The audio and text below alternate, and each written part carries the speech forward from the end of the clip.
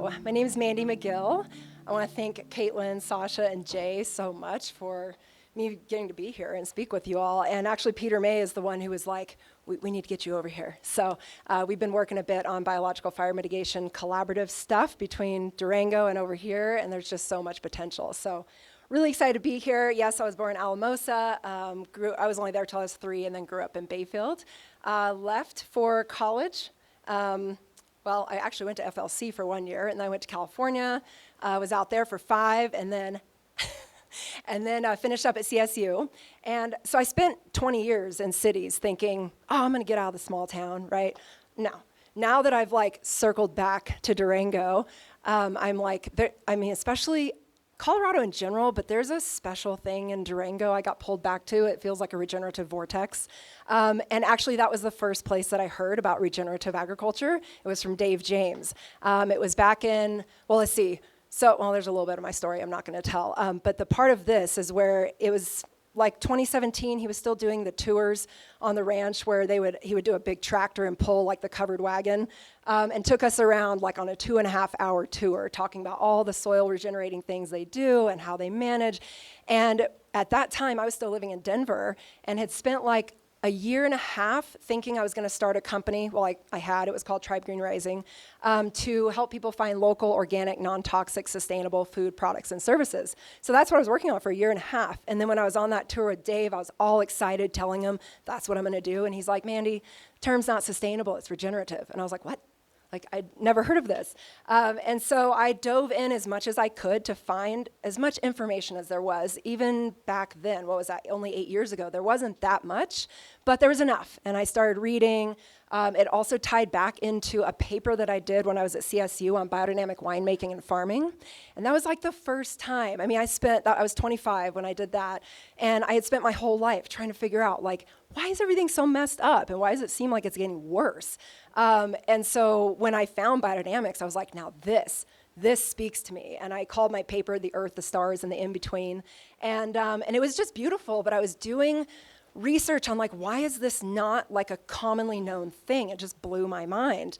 And I really came to the realization that was it was a little too out there for the mainstream mindset, right? When you're involving celestial cycles and bearing the cow horn, I'm loving this, but most people are what? What? So that was my only little inkling when I was 25. And then I ended up in the wine industry in the Bay Area. I was selling wine, and I'm like, dang it, I'm back in extraction. I didn't know that's what it was then, but I felt it. And but then once I traveled down this regenerative ag path, that's when I found it again. And it was that same feeling of yes, this is what makes sense, the coevolution of all of these systems together. How is this not what we are doing all the time in relationship, and why is it nature and humans? Why is there not just one term, So let's see, where am I at here? So biological fire mitigation is where I want to start. Hello. Uh-oh.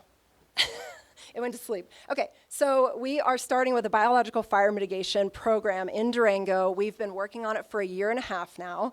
This all kind of stemmed from an HOA that I live in where they're still spraying 2,4-D and dicamba and all of the things, right? And so I spent a lot of time in 2023 pulling together a regenerative landscaping coalition in Durango. So I brought in Jonathan and Adrian, who run Durangoats. So they run goats in the way that nature would have them move, so that predator-prey relationship to bring back that coevolution with the land so that it builds soil health.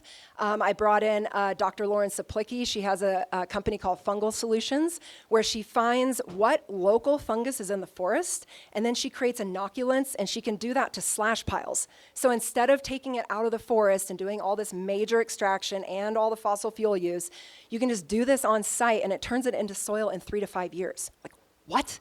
It's insane. Yeah, plus you're building a massive moisture horizon, right? So, it's one of those things that once you know it, you're like, oh my God, this is amazing. We have a couple of regenerative landscapers. Who knows Katrina Blair with Turtle Lake Refuge? Is that, yeah? Yes, she's amazing. She's on our team. We have a guy doing biochar. It's called Gardens of Fire. We have compost. We have also, trying to think of their name right now. There's local building materials we could do as well. So it's kind of this idea of how do we do this transition? Because you can't just go, we're cutting it off right here, whether it's fossil fuels or industrial agriculture, and we're just gonna switch. There's gotta be a transition, and it's gotta be together, and it's gotta be in this like common ground, in this like common ground way so that we all don't have to feel like we're at fault. It's no one's fault. Who's read Ishmael by Daniel Quinn? She's like, yay. She's really excited. We should have her up here, like doing stuff for me up here. So if you have not read Ishmael, I really recommend that book because I only found it last year. I'm 42 now. I found it when I was 41, and I was like, this is what I've been looking for my whole life. And the reason why is because it was like I just always had that feeling of like something's wrong. What is wrong? I cannot put my finger on it, but there's no reason why most people would be continuing down a path where we continue to just destroy everything. That doesn't make any sense. Something else is happening. So when I read this book, it's a telepathic gorilla who is interacting with the narrator. So you get to live this through the narrator, which I think is so genius because you get to witness the conversation unfold and you get to feel what the narrator's feeling without feeling stupid. So it's a really great thing. So I'm like thinking about this for how we can expand regenerative consciousness in general. We can do panel discussions where, yes, it's experts in all the different things that they do, but it's also bringing in the audience. Like, just because we've like studied certain things up here on this panel doesn't mean we know things that you know. So it's like it's bringing back in this collaborative aspect of being in relationship again. It's not right versus wrong. So I feel like what I loved about that was it was really illustrating the aspect of current industrial mindset that's been going on, especially since the agricultural revolution. So we're 10,000 years in now. Then it really got doubled down with industrial revolution, and now post-World War II. And this is why they literally on Monday, is that 2 days from now, they're spraying 2,4-D and dicamba on our lawn. At least it's not broadcast spraying. But we didn't even get the option to opt out. I actually said, hey, what if we just went and pulled the weeds, quote unquote, the dandelions that are amazing. Let's just go pull them. No, still not allowed.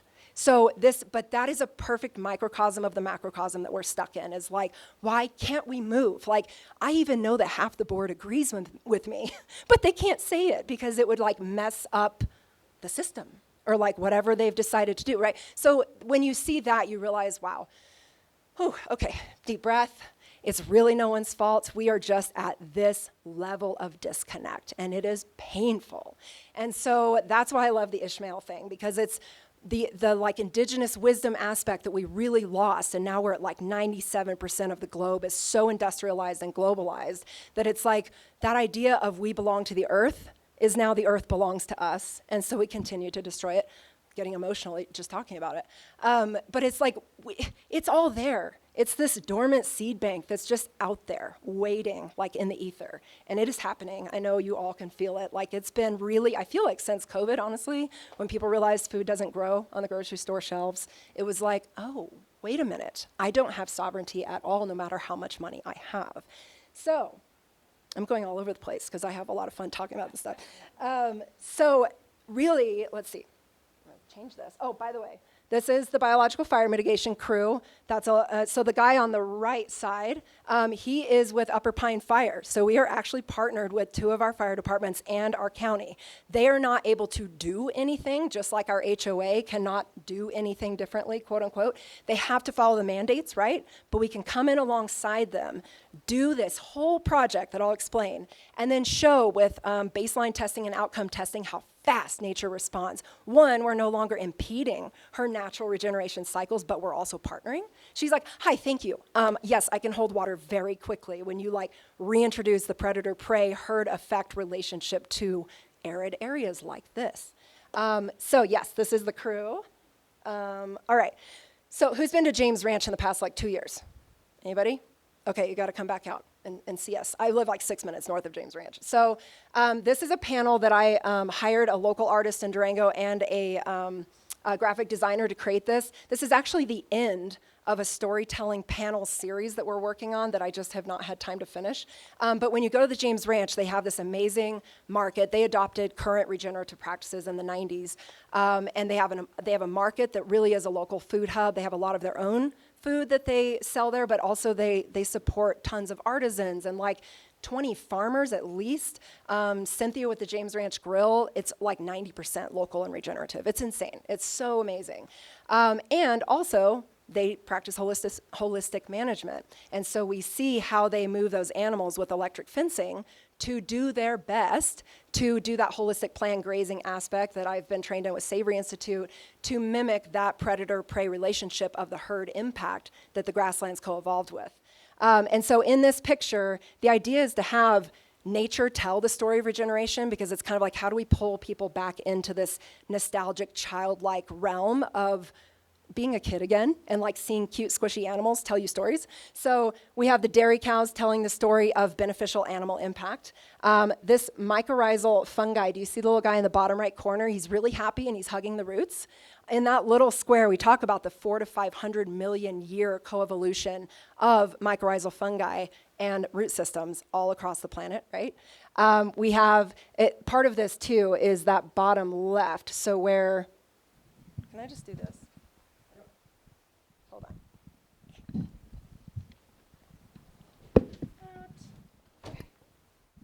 All right, so, so here, this is the soil aggregation part. So this is the part that is like, how amazing is this? When you have this kind of impact on the land with these ruminant animals, just the way their hooves break the soil crust, allowing water infiltration, especially in these more brittle environments, the way their mouths, because they don't even have top teeth, the way their mouths like pull at the grass, they wrap and pull. That's what the grass co-evolved with. So when you have pastures, like in these more arid areas, you could have ruminant animals like cows, sheep, goats, elk, moose, all over the pasture or none at all, and both of those desertify because of where we live in a more arid environment. So there's this thing called a brittleness scale that I also learned from at Savory Institute. So a 0 is the tropics and a 10 is the desert.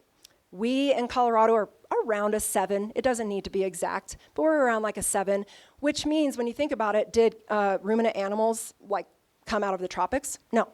They didn't. But did chickens? Yes, which is why we have such massive predator problems with chickens in areas like this where they don't have like their canopy to roost in, you know? So when you start realizing like these origin of species elements in the coevolution, you're like, oh, okay, I'm starting to see some of the disconnects here. How can we reconnect given where we are now?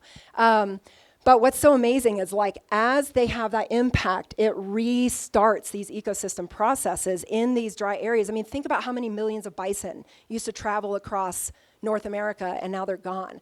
Well, for the most part, right? And it's like, and now how they're being moved, I think it's something like 97% of bison are raised in the way that we're doing all ruminant animals, cattle and everything, and they go into concentrated animal feeding operations. So and they're wild animals, they're exotic animals, and it's like, they can have heart attacks just being driven in a trailer because it's so unnatural, right? So yes, we understand all this. We are that disconnected. There are ways to move back into this, especially pulling in from nature's wisdom and indigenous wisdom. But here's the beautiful thing about the mycorrhizal fungi. So they release a substance called glomalin. It was only discovered in 1996 by a female scientist who, it was thought that this substance was like, whatever, it's just this random substance. No, it's like 40% carbon. And it creates soil aggregation, which gives the ability for the soil to hold water. So for every 1% of soil organic matter added to an acre of land through any practices that start to build these ecosystem processes back, that 1 acre can hold an extra 20,000 gallons of water. And there are farmers and ranchers like in these more arid areas building 3, 4, 5%. So now 1 acre can hold 100,000 gallons of water. Is that not insanity around like drought and fire and all these things? Oh, and by the way, when we have root systems in the ground, now we're dealing with erosion too.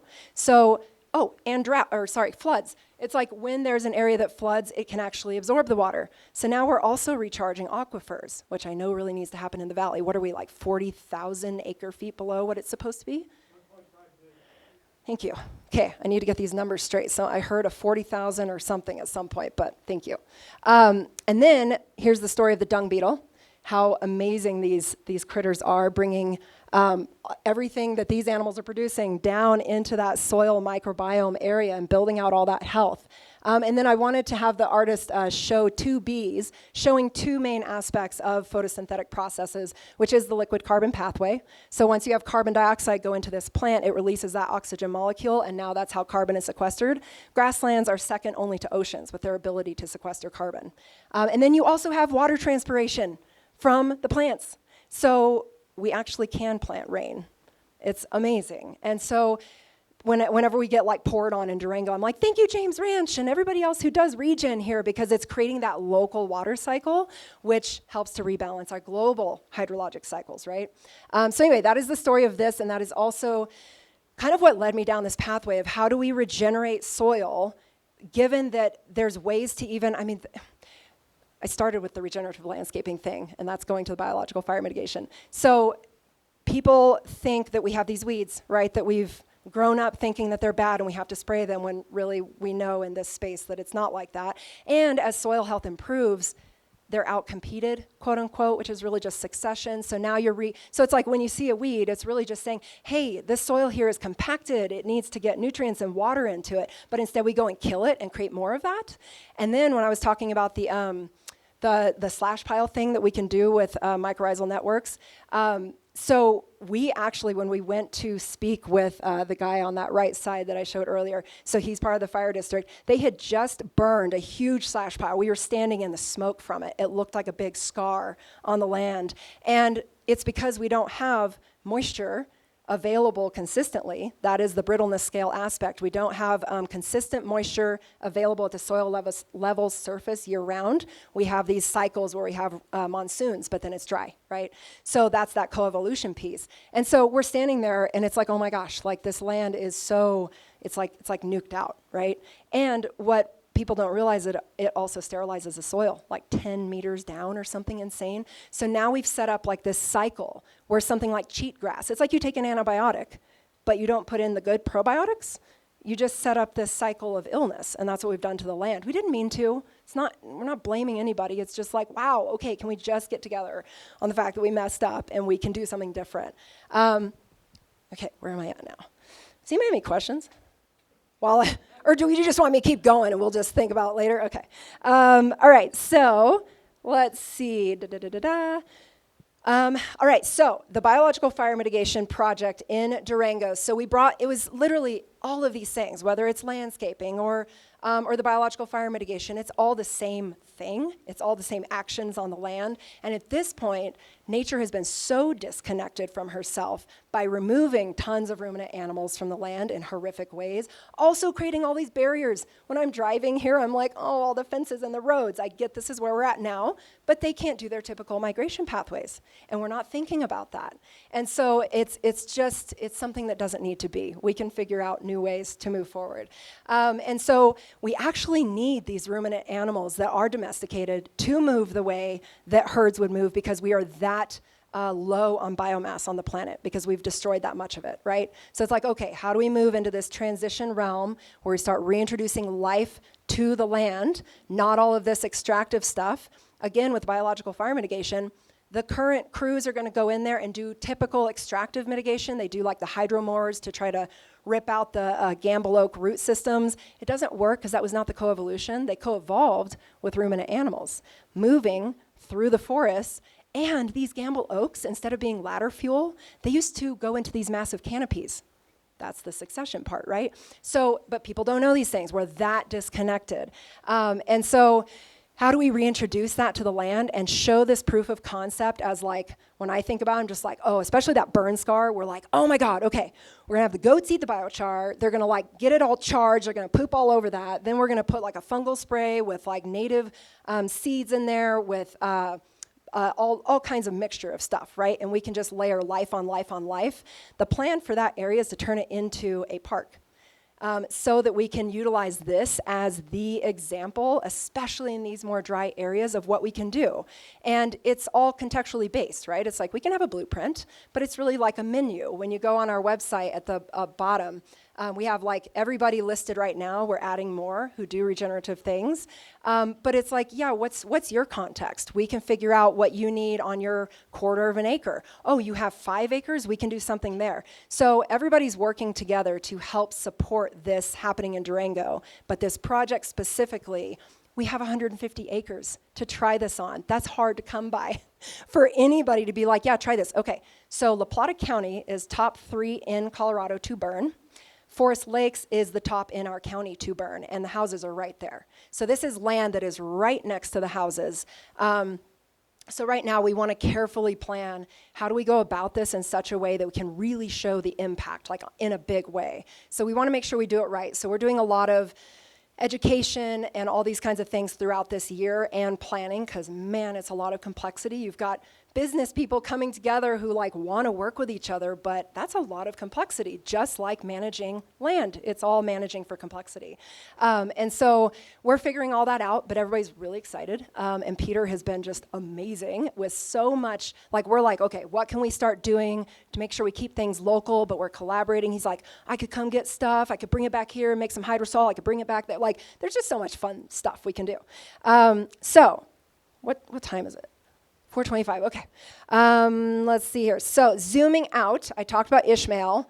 Why the heck are things like this? Why can't we do something different? And so what that context provides is the ability to, instead of like arguing over chemicals or not chemicals for regenerative ag, or I run my cattle this way, or I want, it's like, no, can we just like link arms and be like, don't we all want the same freaking thing? Yes, we do. That is like 99.999% of people. It's like once we create this alignment, it's like there's going to be a handful of people on the planet that are like, dang it, you screwed up what I was doing. I was part of the 1%, and I want all the money from all this extraction. No, sorry, we're going to shift that. And so if you think about it, I think this is kind of a fun analogy. If you think about an acidic ocean, weirdly, we are creating that because how much industrial stuff we've done on the land has not only released tons of carbon, like the fossil fuels and everything, but also all of the industrial actions and the fact that there aren't roots in the ground year-round. So it's like the return route for carbon isn't there the way it should be. It's all sitting as a legacy load up here in the atmosphere. And guess what happens to the oceans? It turns into carbonic acid when carbon dioxide hits the oceans. So I think it would be something like an average 122 degrees Fahrenheit on the planet without the oceans. Like they are so at the tipping point. It is insane. And so when I talk to people about, I mean, we're in a landlocked state, but you could eat, it doesn't matter if it's meat or if it's vegan, but if it's local and regenerative, you're healing the coral reefs. Those are the kinds of things I like to get people to think about because they go, whoa. How is that possible? Wait, we don't have to fight about being a vegan or not vegan? No, because we're all just trying to do the same thing. And we're all trying to be healthy, and we've all taken our different paths, but ultimately we all want the same thing. So it allows us to move back into this relationship. So this analogy I was going to tell you about. So you have the acidic ocean, right? Then you have a boat sitting in the acidic ocean. What happens to the boat? Holes, yes? We're trying to patch those up. Yeah, it's like rotting away. We're trying to like Band-Aid them, but it's still eating at it. So imagine that the ocean is our collective consciousness at this point, and the boat is the planet. We cannot fix the current system as it is. And all of that energy, whether it's amazing nonprofits, amazing regenerative ranchers, activism, veganism, any of those things that have the heart-centered part, they're fighting a system that automatically takes it away. It automatically just puts it right through those holes. You've got Mackenzie Scott putting, 19 billion into philanthropic donations, and where does that go? It's just gone through the holes in that boat. And so it's working perfectly for the big mega corporations that continue to do what they do. Again, not really their fault, but kind of their fault. I mean, there's a whole thing there. But what we can do is bring this back into the fact that these are all human-created systems. We can do something different. And instead of fighting this, which takes double the energy to fight this, I just felt this past week, spending 15 hours writing all these emails with my HOA, trying to not be mad at them or blame them, but just trying to lay out the facts. It took so much of my energy. I almost wondered if I could do this talk, but I get so excited talking about this stuff that I'm good. But anyway, so what we can do is instead move back into this, this situation where we are looking at that system, we create this other one that I'm going to tell you about, and people just siphon off. It's like an invitation back into relationship. It's like a party over here, by the way. And this one just dies as a result of that because we didn't focus on it. That's why it dies. Right now, it is just eating up all the energy while it continues to extract and destroy, right? But we can just go over here, but very Buckminster Fuller, right? So this is where ERA enters. We are creating a purpose trust. So Ross Hostetter, lawyer for Savory Institute, and he's with Humanities team as well up in Boulder. We are creating a purpose trust where the purpose is to regenerate the planet. No one owns the trust. It is in perpetuity as long as it's needed. I see it like Yoda. It's just here to like help humanity transition into something regenerative, and then it can be done. But ultimately what this does is it returns us to stewardship and relationship and out of extraction and domination, which is really where we all want to be anyway.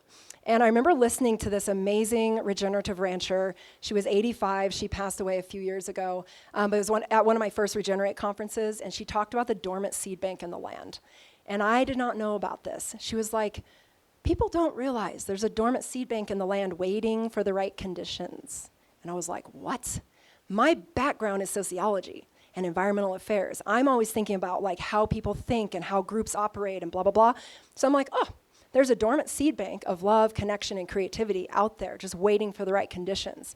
All of this massive energy that's going into dealing with grant cycles in nonprofits, or which aren't even like a thing right now, right? I mean, it's just like there's so much good work, so much good energy that is just getting squashed all the time. So instead, we do this trust. We now, I've like forgotten a bunch of pictures. Hold on, let's see. Okay, this is what happened. This is up in Boulder. The guy standing on the part that's like 3 feet lower, that's Boulder County open space because it does not have its ruminant-animal partner connection. The other side is a regenerative farm. That's how much soil they have lost off of that land. We lose 75 billion tons of topsoil off of the land on the planet every year, mostly due to faulty agricultural practices. Here's the James Ranch cattle moving, so you can see like those lines, right? Here's where it's been regenerating after they've moved off of it. Because of that relationship, it comes back super fast. Here's where they are now, here's where they're going. So it's just this beautiful thing of like planning this out. And then we create all these mycorrhizal networks. By the way, that's the key to our future. Creating this above ground of people in combination with biodiversity. It's a beautiful thing, and we can do it. Oh, yes, I was still doing pictures. Oh, look at this. A fire freaking stopped at the line of grazing. It just stopped. That's what happened. Are you kidding me? Look. Swimming pool still burn. Exactly.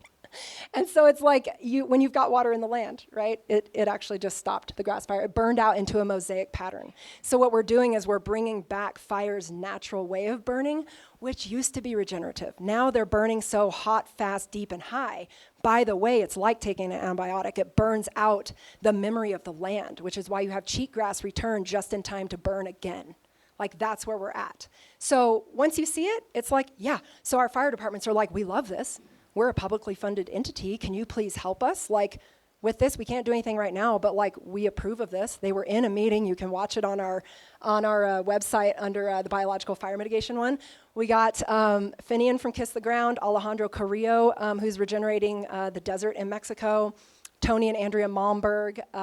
Who else do we have on there? We had Beverly Castaneda with Hummingbird Sacred Smoke, who brought in this beautiful indigenous wisdom. That's all on there on a YouTube, and we met with our county and our fire departments, and they were pumped about this project. So now, Earth Regeneration Alliance, stewarding the regenerative transition, because nature regenerates extremely fast. And has anybody seen To Which We Belong? No? So To Which We Belong is a documentary that should be streaming on Apple, I believe it is. The James Ranch, by the way, is heavily featured in that documentary. It's a lot of regenerative stories all over the planet. And one that I really like that they showcase, which shows how fast nature responds, They did aerial photos or aerial video over this area in Africa. And in Africa, they use these things called bomas, which are these circular enclosures that really pack the animals in there. One, for herd effect, but also to protect them from lions. And they don't have the fencing, right? Which is good, but at the same time, remember, Sahara Desert used to be an oasis. So it's this mindset of like control. Even though we didn't mean to, we started creating interactions with the planet that the planet didn't co-evolve with. So we've turned everything to desert. And that's where we're heading right now. So they do this aerial video over this first year that they did it, before they did all this herd impact with the bomas. And then they came back the next year after they had done a bunch of this movement. It was 20% grass cover on the land the first year. Who wants to guess what it was the next year? Close, 70. People always guess like 40, and I'm like, no, it's way, okay, you guys are way more enlightened. So yeah, it's that fast though. Like, all that was like, we're just gonna repartner with nature and like bring these relationships back to the land that the land is asking for, you know? And so, yeah, it's very quick how fast this can happen. So that's what's really cool about this too, is like, because Era is no one's and everyone's, including the squishy little soil microbes, all the way up to like the big whales. It's theirs too, and it's here forever. Like, once I die, we just launched the first Era Youth Council in Durango a few days ago. They are so excited. So they're the ones who presented on this. They barely know what's happening yet because we just started meeting with them, but they're so pumped. Like, this one kid is understanding, I love skiing. If I love snow, we need to regenerate the planet, because then we regenerate water cycles, which now brings back the snow. So it's just rebalancing nature, right? That's what nature is asking for. So we are doing, oh, hold on, more pictures. Okay, this is what I love about this. This is why this can't fail, by the way. Like, nobody ever says that, right? Because, oof, how could you put something out there like that? No. This cannot fail because it is literally mirroring nature's ecosystem processes. So energy flow, sunlight. This is the money on the planet right now. A lot of it's in the form of money. May or may not be backed legitimately, but whatever. So we have a lot of money out there that we could just, you're loving this, aren't you? That we could just funnel into one place. Right now, it's going into all these well-meaning nonprofits that are on these grant cycles that all have to fight for the same pot of money, creating all this competition and negative energy. No, we can just all align and create these collaboratives and get the work done that everybody really wants to get done. We just bring it all into a focus. It also will start to mimic the water cycles on the planet. Remember how I talked about when we have more of this interaction on the land with the ruminant animals, and that brings back a small water cycle, and then that helps to rebalance like these bigger water cycles? That's how this is gonna work as well. No, I'll show this in a second. Okay, community dynamics. In holistic management, this is specific to like how we move ruminant animals, right, on the land to bring back the health of the land, which starts up the mineral cycle again. So it's just getting the systems rebalanced again by partnering with nature. Okay, here's the next part. This is what ERA is doing. This can be mimicked at the really big level, at regional levels, national levels, local levels. We're doing a purpose trust, right? Beneficiary is Mother Earth. We have a foundation so that we can do all of the different things you can do with the 501c side. So donor advised funds, foundations giving money. We've got a big meeting with a big foundation in like a week. But look at what can happen. Program-related investments. Now, new regenerative businesses can partner not with people, no, with Mother Earth herself. And guess what that does? Oh, it builds in philanthropy. We no longer have to do this like philanthropic side. Doesn't mean you're not doing the work. It just means we don't have to fight that battle anymore, because now it's all connected.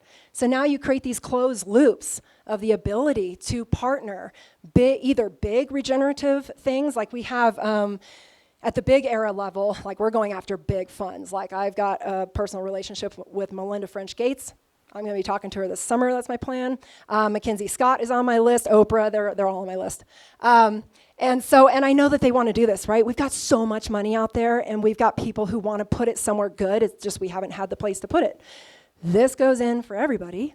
Where was I going with that? Oh, it also allows us to do legislative stuff. We're doing transition legislation. We're working with a couple of states right now to do basically a core definition of regenerative that does not create this aspect of chemicals or no chemicals. Instead, it's enough of a structure so that it's protected, loose enough so that there's the ability to flow and flex, and we're creating 3 transition pathways.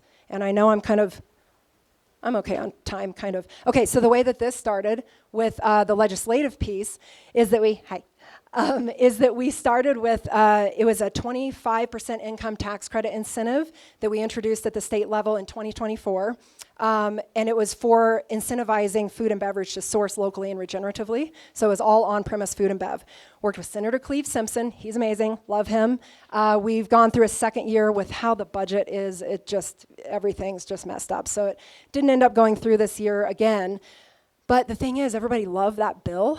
And it was like, again, hitting the skids of bureaucratic barriers. And it was like, oh, so everybody loves this. It's gone through all the committees really well, but it still can't pass. I actually heard that this was going to happen May 2nd of last year, and session was ending the next week. And I presented on the bioenvironment stuff to our county and then drove up to Denver and spoke with Rep. Sirota for the House Appropriations. And I'm like, look, and I showed her this whole thing I drew. I was crying because I'm like, look at how we can transition everything. And she was like, I love your bill, but we are $100 million in deficit. And that was last year.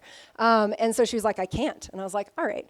So again, learning what the system is doing to us that we don't seem to have a choice about, except we do. So the idea with that, just to close that loop, is I checked with the Department of Ag, we have a great Department of Ag, and I asked, hey, could we take that 25%, could we have that relate to fully transitioned farms and ranches? Could we then split it into a 20 and a 15, have those relate to a mid-transition and a beginning? And he was like, oh, that sounds like such a massive nightmare, but yeah, you can do it. And I was like, that's all I needed. So I went down this path, and Senator Simpson is a perfect example. He's got 800 acres here in Alamosa. He's been growing alfalfa, big water hogging crop. He tried a no-till drill into the alfalfa of barley, didn't know what he was doing. He's like, I mean, that's part of this transition issue, right? It's like people are having to do stuff that they don't know about, and it's scary. They're putting their finances on the line, whatever. How do we create safety in that transition and spread the risk? And so he did it, and it was so freaking successful, even though he still sprayed herbicide, you guys. He still sprayed herbicide. It doesn't matter, because it was so, yeah. Did he run livestock? I'm going to get water. Livestock? No. He didn't run it after they harvested? Nope.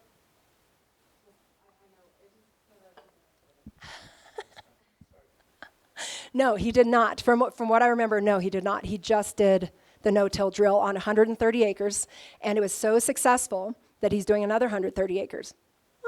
Look at the transition happening right there. Yeah, amazing. And we had this, it was, yeah. Oh, yeah, I mean, it's all contextually based. Go ahead. Practice. Used to plant clover with grain. The problem is that if the clover gets ahead and then it gets up in the head, or you have lodging, it'll stain the grain green, and then you won't be able to sell it. You have to feed it. Okay. So it works sometimes. Yeah. And the problem with agriculture is so much dependence on testimonial evidence. They want you to go to a ranch on a particular day, and you take what you see on that day as representative of a larger concept. Snapshot. Actually, you're making a great dependence on a very small window of time. And the other thing I want to mention here, dear, is that I think you need to re-examine your enthusiasm for ruminant animals. Because there was a time not too long ago when people said, just stop eating meat and that would do a lot for the planet. Now, all of a sudden, we have this bovine divine movement going on. Regenerative agriculture not only involves GMO, which is the use of herbicides, no-till farming, and integration of cattle. Now, European breeds are not natural. They're not natural to the North American continent here. They were an introduced breed. They're extremely inefficient in feed conversion. The only people who can be involved in cattle are the hobby ranchers and the very wealthy. It's absolutely impossible for a young person today to go buy a ranch and buy cattle and get into the business. Well, I'm just telling you that it isn't economically rational. The average herd size in the United States is 45 head. So these are hobby herds. These are people who are raising beef under economically irrational conditions subsidized by a job in town or an inheritance. And of course, the big legacy ranchers who can boast all this regenerative stuff, they inherited the land from homesteaders, or they have a grand business flow, an oil well or something else. The people used to say the best way to have a ranch is if you got some oil wells for them to scratch their backs on. The cattle business is extremely inefficient. And I think that the introduction of the ruminant animal to this regenerative process is a mistake. Okay. And Okay, so I'm going to talk about the proof of concept that we are doing in Durango so that we can see how we do a hyper-local, sovereign, regenerative project with a community regeneration fund. And so this is what the kids and I introduced just a few days ago. So we are doing, bringing together community collaborations where we are bringing together nonprofits, businesses, philanthropists, farmers and ranchers, everybody who wants to do this thing that we're talking about, the big level, and bring it all into this focus of how we create something together instead of having all these different funds all over the place that may or may not be supported. And then we have that collective pot of money. We've got people asking if we need fiscal sponsors, so that's really cool. Because the idea is ERA is not wanting to be involved at the community level. We want the ability for deep work to happen without us having to be involved in that. It's like, that's not the idea. This is about just helping to guide and create holistic context, which goes to your point. So I don't know all of the things. None of us know all of the things. That's kind of the whole point. This is the point of creating a collective, collaborative, so that we can have these kinds of discussions. What makes sense? What doesn't make sense? Who's in this town? Who's not in this town? What kind of land are we dealing with? What's the brittleness scale? What are the relationships? What are the businesses? We can have those kinds of conversations that then inform how we move forward together. But if we have to keep going through these conversations of this is wrong, or you're wrong, or that can't happen, that immediately destroys the energy that is moving us into a regenerative future. And I can tell you, working with kids, oh my goodness, they are so ready for this, they don't want to hear this stuff anymore. They just want to know how to do it together. That's it. That's it.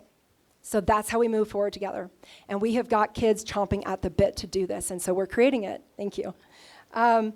So this is how we, the first project we're going to fund is the biological fire mitigation because it's already underway. And the goal is, it's not like, oh, that's the only project that needs to be funded. No, it's just, let's just do one thing, do it really well, have it happen really fast, so we have that proof of concept, because now we can extract that out. Extract is not the right word. We can expand that out to the regional aspect, to a larger regional aspect. We can figure all this out together. Do we even talk about state lines anymore? I don't know, but these are conversations that we can have, because those are all fake things that people in the past put in the way of us being together and doing cool stuff.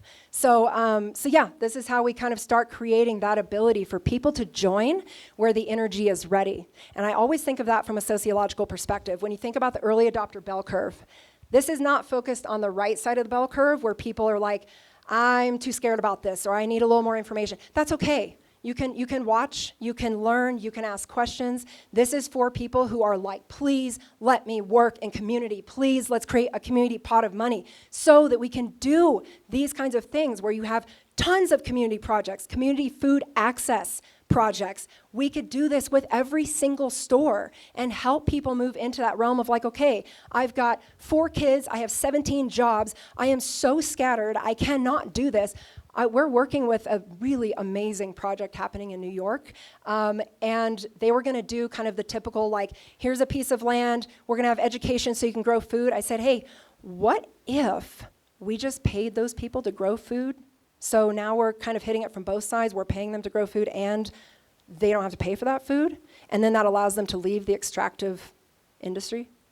Now we're really seeing transition, because people are stuck. Nobody has any route. It's taken me 10 years to create this, and I know I am very far from the end of my learning. It never ends. You're always like, oh, here's the next thing. Oh, didn't think about that. That's cool.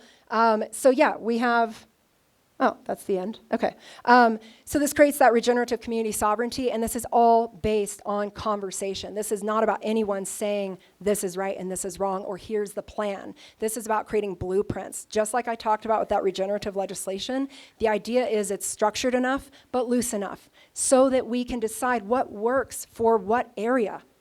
That's it. It's just moving back into community and relationship.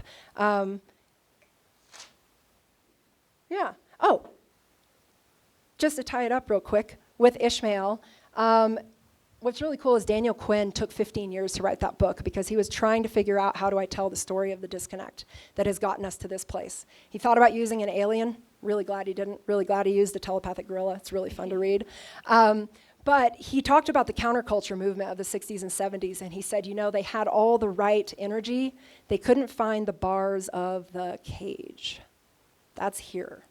That is all here. And that is our lack of relationship and lack of being open with each other in order to have these kinds of conversations. Understanding we are all coming from different backgrounds and we have different experience and different traumas and different desires. This is what that allows. So it moves us into a collective consciousness and out of destruction and degeneration and into what is possible because, again, nature's just waiting. The dormant seed bank is there. She's just like, can you guys come back, please? Did you forget that you're me and I'm you? We can just come back.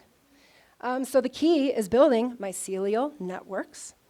Very small, bigger, bigger, bigger, all connected, hyper-locally sovereign, globally connected. We can do this. People across the planet are doing this. They just need connection.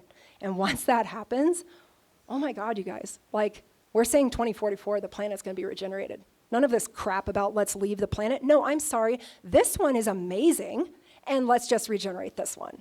So anyway, thank you.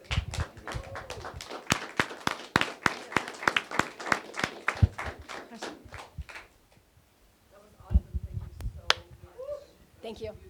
I had fun. I have a lot of fun.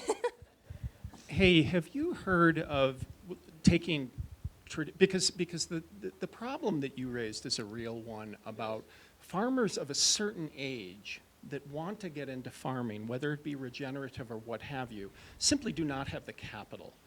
And so have you taken a look at farmland partners on the West Coast, Mad Capital out of Boulder and Iroquois Valley out of the Midwest, that they go and they will purchase land. Yep. Now they partner with a farmer. They pick out a piece of land and they say, we're going to purchase this, and not only that, we're going to get you through the first 3 years that it's going to take to go Yes. organic. Yeah. And the word now is in fact regenerative, because that's another layer, and that's more than just organic. But there is a traditional financing, like I can buy real estate investment trust shares right now. If I, as an investor, I can invest in Farmland Partners, Iroquois Valley, what have you. And the farmers that they fund are very grateful for the opportunity and very motivated. Yep.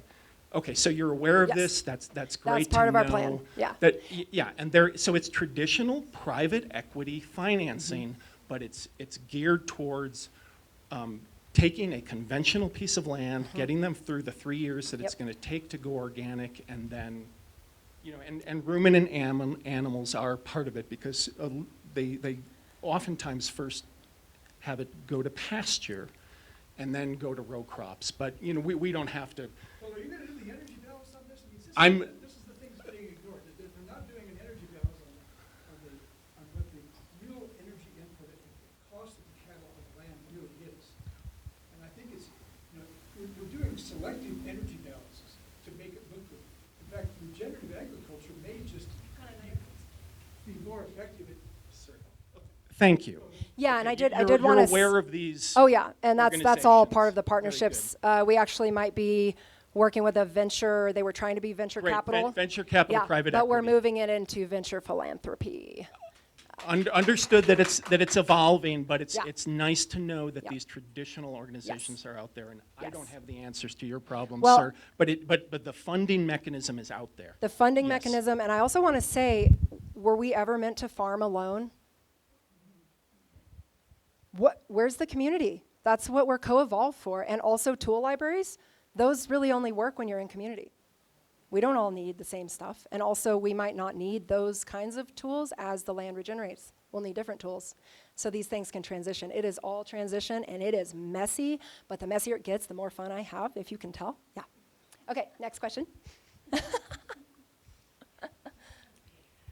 My question is, You next. does this Earth Regenerative Alliance, this organization, could it support, say I have an idea myself of a project that I feel is not extractive and regenerative and really like building those, I love your metaphor of the connections that are the mycelial connections, but also these global connections and these opportunities to share culture, to exchange ideas, which is, you know, part of what we are regenerating is just connection. And I love how It's you said that. relationships, yeah. But yeah, my question is just, because I'm not quite clear, does your organization support someone with an idea to approach you and say, hey, this is the project I want to run, but I don't know how to access this flow of money, even though I'm so excited about transmuting money towards these projects. And like hearing you talk today, I'm like, yes, it's good to hear someone else who's like, yeah, there's money out there. And those same people who are going to buy another hat today also do care about these things deep in their hearts. And we just need to give them an option. Like there's no store in the mall that says, buy, you know, buy an acre for a farmer. Right. So anyway. Yes, yeah, I think it's going to be just a massive transition. And yeah, that's the thing is it's like, think of all the current industrial structures that are just ready to be transitioned into whatever we want. It's just up to us to make it up. I've made up this whole thing for 10 years. And with that, it's like part of, this is also partially with like the farmers and ranchers. I don't want to just be like, here's your land, we're going to get you through the 3 years and then bye. No, it's more like, how do we create all the mentorship that's out there? People know so much. We just need to have knowledge sharing, the mycelial networks. And so these are the kinds of businesses, like at the big level, we're looking at like, someone who's really amazing, who has somehow figured out some of the issues with food procurement on the business-to-business side, with food safety and forward contracting. People are having a hard time figuring this stuff out, but we're like, perfect, that's the big era level that can partner with that, because that is something that can go everywhere. But like, say you're in your local community, then there's that partnership level with that trust, because this is how we create all of these closed loops that then regenerate everything. So yes and yes and yes. It's reminding me a little bit of evergreen cooperatives out of Cleveland, Ohio. I'm gonna write it down. Something cool to look at. We can talk more, but there's another question. Oh, yeah, thanks. My question is more personal, only because, you know, I'm just new at this and trying to understand. I've been a gardener my whole life. Thank you. But I've been lucky because I've lived in areas, you know, where the soil was just absolutely wonderful. I lived in Illinois for over 40 years, and all I had to do was throw the seeds on the ground and they would grow. But here, I just moved 3 years ago, so I had to learn a whole completely different way to garden in this alpine valley. And so, you know, I've done that for the past 3 years, and I've been successful, but it took time. Yep.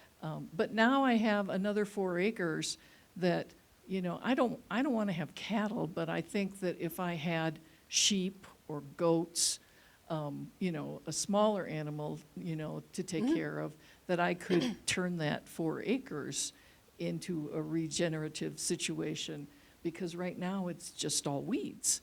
And, you know, I want to do what you're doing. I think it's absolutely fabulous. But this is a real small scale type of a thing. And I could do that, correct? Yeah. Well, Okay. yes, and do you need to like have to take care of those goats or sheep by yourself, or could you find an app like Goats on the Go where you can hire goats to come have their impact and then they move on, so that you're not in that, you know what I mean? This is that collaborative piece. That So- would be wonderful. I know, right? That It's would like- be absolutely wonderful, because, I mean, I live in an area that's close to the mountains, and I live on Antelope Run, and I've never seen any antelope. Yeah, exactly. You know, And they should be there, I would right? like to Yeah. encourage the antelope to Yes. come run in my yard. Yes. But I know they're not going to come because of, you know, all those problems that we have. So, Yep. okay, so I'm But on the we're- right track? Oh, yeah, on the right track. And we're creating all those collaborations so that you can join communities that are doing these things, so that you can figure out, okay, yeah, my piece of land, what would work here? Is it goats? Is it just doing a fungal spray to kind of restart ecosystem processes? There's so many options. Okay, And there's wonderful. really nothing that's not an option except for killing everything. Right, okay, I'd like to do that. I'm going to sign up, thank you. Yeah. All right, this is our very last question. We just have a couple minutes left. Thank you. Just really quick, I'm actually working with someone on a farm. She's a single mom now. She has toddlers. She's buying the farm from her family that she's worked on for years, but she's establishing a wool business.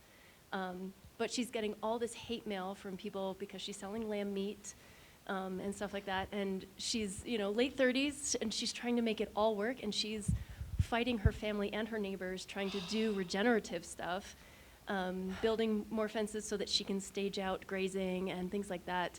How does someone like that who has no money, I usually volunteer because I have a wool addiction. Yeah. And I love fiber arts and all that.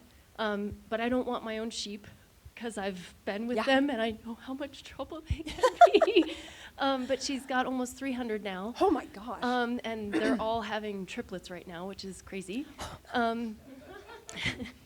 If you ever want to deliver lamb, I know where to go. So it's killing me to watch her struggle so much, especially fighting her neighbors and all this water stuff and trying so hard to not use styrofoam to ship her meat and things like that. So how do we do it? How does she find the help that she needs without sacrificing everything? Yes. Is that Love that, and tell her thank you. She's doing amazing work. There is an organization called Fiber Shed, which we as ERA, we haven't talked to them yet, but I know we'll be partnering with them to help that expand. And it's literally, now we can make socks that are reversing climate change because of the wool that it's coming from, because of the animals, how they're run specifically. So I would invite her to, so if you go on our website, there's a Start Here tab. Under the second one, you can fill out an inquiry form, and then at least we have the information. The money's gonna start coming in because we have a pitch deck. We're starting to go after big funders this summer. So yeah, everything's gonna be starting to flow, and then that's where, and we're not the ones who are doing all this. It's everybody we're collaborating with. Like, there's so much cool stuff out there. So just tell her the hope is there. It's there, I promise. And just join, yeah. She's in Capuline. She's what? In Capuline? Oh, no, I don't even know that. Little. Okay. Oh. Yes. That's amazing, yeah. So yeah, just please have her sign up so that we can capture information so that when we're ready, we can let you guys know and then where to go, yeah. Because the funding is gonna be there, I promise. Yep. Amazing. Thank you so much, Mandy. You're welcome. I Thank think you we're all at so 5 much. p.m., so the year is complete for the day, but what a way to end it. Out with a bang. So, thank you